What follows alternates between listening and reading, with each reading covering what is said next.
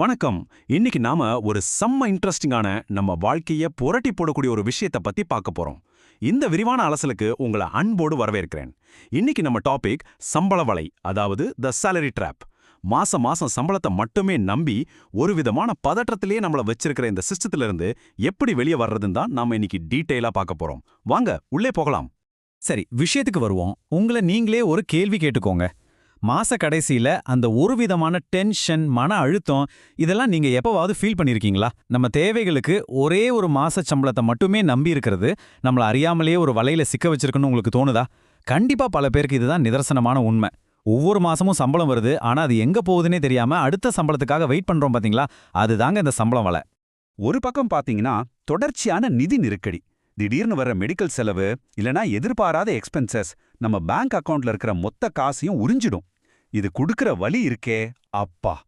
ஆனா மறுபக்கம் நிம்மதியான மூச்சு, அதாவது பிரீத்திங் ரூம், இதுதான் நம்மளோட அல்டிமேட் இலக்கு. எந்த ஒரு எதிர்பாராத செலவும் நம்மள ஆட்டம் காண செய்யாத ஒரு ஃபினான்சியல் ஸ்டெபிலிட்டியை நாம உருவாக்கணும். இந்த சம்பள வலையிலேருந்து எஸ்கேப் ஆக இதோ ஒரு சூப்பரான 5 ஸ்டெப் மேப். 1. மாதச்சம்பள சுழற்சியை உடைக்கிறது. 2. நிதி மாற்றீட்டை உருவாக்குறது. 3. உங்க கம்ஃபர்ட் ஜோனை விட்டு வெளியே வருது. 4. வெளிப்புற வருமான ஆதாரங்களை உருவாக்குறது. அண்ட் 5. பணத்தை வேலை செய்ய வைக்கிறது. இந்த 5 படிகளையும் நாம இப்போ சிஸ்டமேட்டிக்கா பார்க்கலாம். ஸ்டெப் 1. மாதச்சம்பள சுழற்சியை உடைத்தல். உங்க ஃபினான்ஷியல் லைஃபை உங்க கண்ட்ரோல்ல கொண்டு வரதுக்கான முதல் கட்டம் இதுதான். இந்த பே செக் டு பே செக்னு சொல்ற அந்த சைக்கிளை நாம முதல்ல பிரேக் பண்ணணும். இதுக்கு நீங்க என்ன பண்ணணும் தெரியுமா? உங்க பேங்க் ஸ்டேட்மெண்ட்ஸ் எடுத்து பாருங்க, கிரெடிட் கார்டு பில்ஸை செக் பண்ணுங்க. கடந்த சில மாசத்துல நீங்க பண்ண ஒவ்வொரு சின்ன செலவையும் ட்ராக் பண்ண ஆரம்பிங்க. உங்களோட ஒவ்வொரு ரூபாயும் எங்க போகுதுன்னு நீங்க தெரிஞ்சுக்கும் போது உங்களை அறியாமலே அந்த உலகத்தோட மிகப்பெரிய பணக்காரன் ஃபீலிங் உங்களுக்கு வரும். உங்க பணத்தை நீங்க கண்ட்ரோல் பண்றீங்க. அடுத்து 2வது ஸ்டெப், நிதி மாற்றீட்டை உருவாக்குதல். நீங்க இப்போ உருவாக்கிட்டு இருக்கிற இந்த ஃபைனான்ஷியல் சிஸ்டத்தை பாதுகாக்கிறது ரொம்ப ரொம்ப அவசியம். லைஃப்ல எப்போ என்ன நடக்கும்னு யாருக்கும் தெரியாது, கரெக்டா? அந்த மோசமான சூழ்நிலை, அதாவது worst கேஸ் சினாரியோ நடக்கும்போது உங்க குடும்பத்தோட எதிர்கால தேவைகளுக்கு பணம் கண்டிப்பா கிடைக்கணும். அதுக்கு ஒரு சரியான நம்பகமான இன்சூரன்ஸ் ரொம்ப ரொம்ப முக்கியம். அதுதான் உண்மையான நிதி மாற்றீடு. இங்க ரொம்பவே இன்ட்ரெஸ்டிங்கான ஒரு விஷயம் என்னன்னா, இந்த 99.7% அப்படிங்கிற எண் தான்.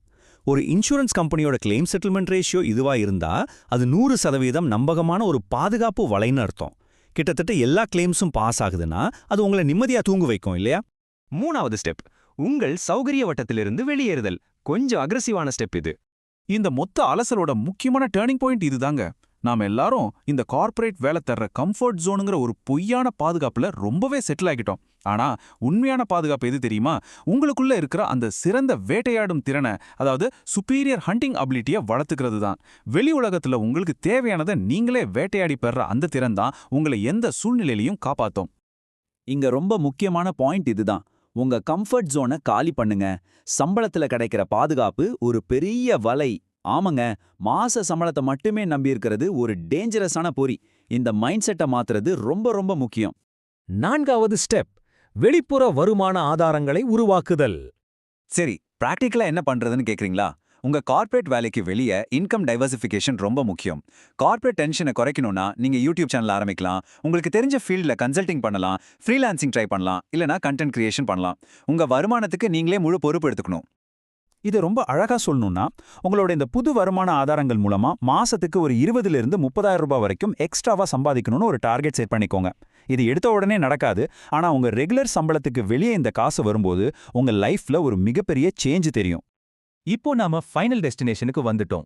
5வது படி, பணத்தை வேலை செய்ய வைத்தல்.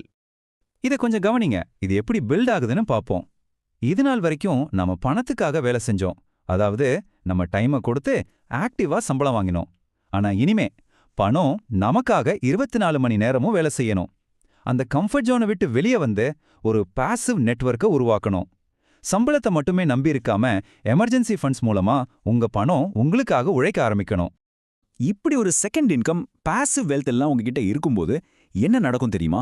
ஒரு மேஜிக் நடக்கும். நீங்க ரொம்பவே தன்னம்பிக்கை கொண்ட, பயமில்லாத ஒரு சூப்பரான ஊழியரா மாறிடுவீங்க. வேலை போயிடுமோன்ற அந்த பயம் உங்களை விட்டு சுத்தமா விலகிடும். நண்பர்களே, இந்த சூப்பரான அலசலோட முடிவுக்கு நம்ம வந்துட்டோம். இப்போ உங்களுக்கான ஒரு கேள்வி. இந்த கம்ஃபர்ட் ஜோனை உடைக்க நாளைக்கு காலையில நீங்க எடுத்து வைக்க போற முதலடி என்ன? உங்க பேங்க் ஸ்டேட்மெண்ட்டை செக் பண்ண போறீங்களா? யோசிங்க. உங்க நேரம் ரொம்பவே வேல்யூபிள் ஆனது.